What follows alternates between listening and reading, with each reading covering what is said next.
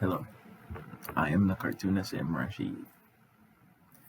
This cartoon uh, was inspired from a comment that an immigrant figure said on Twitter, and it was very similar to like stuff like white racists say, where they like try to spin the argument and make themselves a victim. And in this particular case, it was really sloppy and goofy, and it's like nobody.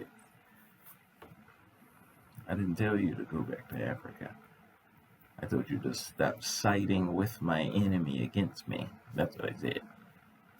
But they, straw man.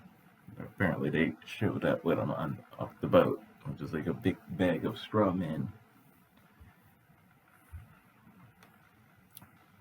And they're just making up stuff and avoiding the actual argument. So it's not surprising just because, a lot of the reasons that they're allowed to come over since the Immigration and Nationalization Act of 65 was to prevent us from doing what Martin Luther King said. Remember, Martin Luther King was like, it didn't cost anything to just sign the Civil Rights Bill into law and the voting rights. It didn't cost anything to just sign it. What the cost will come from implementation of that law on behalf of the Black American former slave class. That's where the cost is going to cost you billions, to get us up to speed, where we should have been from the Civil War.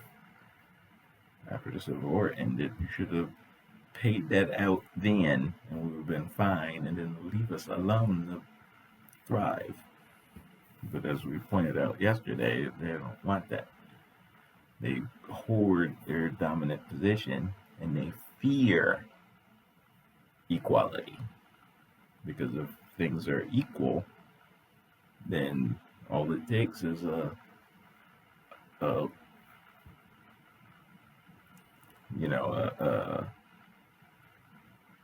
chance of fate or something, the smallest thing you can't even predict, and then next thing you know, the balance of power is flipped. That's what they fear. So, and because of that, I gotta put up with this nonsense from the greediest creature who's ever lived on Earth.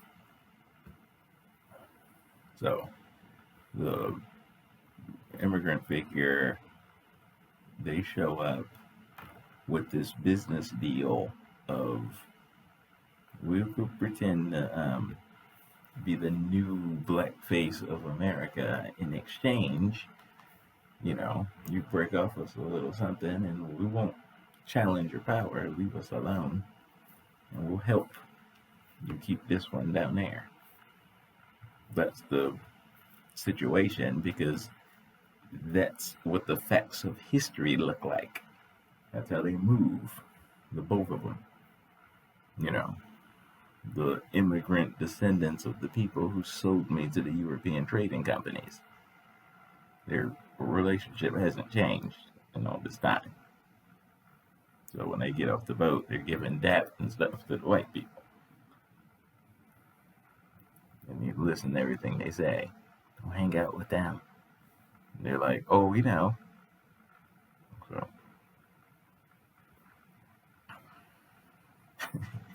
tired of talking about that part. It's annoying.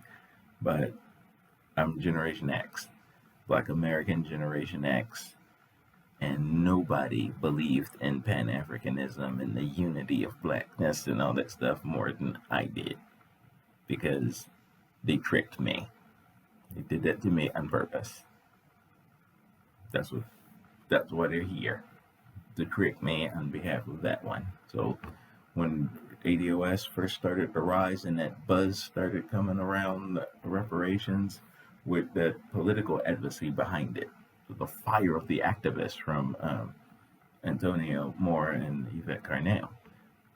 Very different from how it sounded when they were talking about it from Tallahassee, and because he was actively distancing himself from the movement work and the activism work, and he didn't want that fire on him. He didn't like that part. like Nicole, Hannah Jones, he was like, no, no, no, I'm not an activist. I'm just talking about it. I'm a journalist, writer. Like I'm in my safe space. I don't want the heat. That was his position, like her. Whereas the ADOS movement was all about it. No, this is the real thing. Picking up the baton dropped from the slain Martin Luther King, and we're taking it all the way to the top, coming to get our check. Justice. We're coming for justice. Long withheld, long denied. That's what the ADOS Foundation is about. So, in this particular case, the immigrants, they're like, well, we'll help with that bamboozle. Remember, Marcus Garvey was not serious with that Pan-African thing. He was a grifter. All he saw was how hard-working Black Americans were to build the wealth of America, so he wanted that for himself. So he was actively trying to court us under him so he could be a king. We can pick cotton for him. That's what he wanted.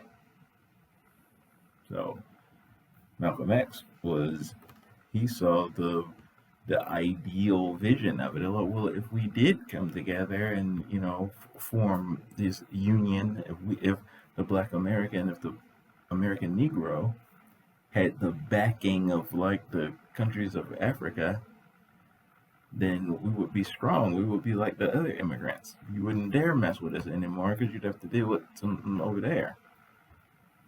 So when he went on Hajj and went on his little tour, he's like, we need some help and stuff. And they all told him, no, handle your own problems. I'm just an appointed dictator by the European colonialists. I'm not a real leader over here. You asking the wrong people. This isn't what it looks like. My job is to keep this nation unstable on behalf of my European colonialist handlers back in their country. I am not the Black leader that you think I am. That's what Malcolm had to deal with. So they all, one by one, told him, no.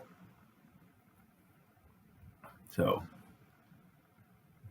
after the Civil Rights era, when the Immigration and Naturalization Act came, now all these people, communists all, show up talking about, hey, let's be, unified blacks. Black, that's the word, right? Black. We're all black now, right? I'm like, you told Malcolm no. So why are you changed? Huh? No, it's not like that. Come here and we'll work together. Look at what I have here. As you see, I have 3 cups. A red one, a black one, and a green one. Here is a bag. Keep your eye on the bag. This is what you want, right? I'm putting it under one of these cups, and which cup of the red, black, and the green is the bag under? And I'm like, oh goody, I love games. And that one. And he's like, oh, no. Concentrate, Akata. That's my relationship with the immigrant. Anyway, peace.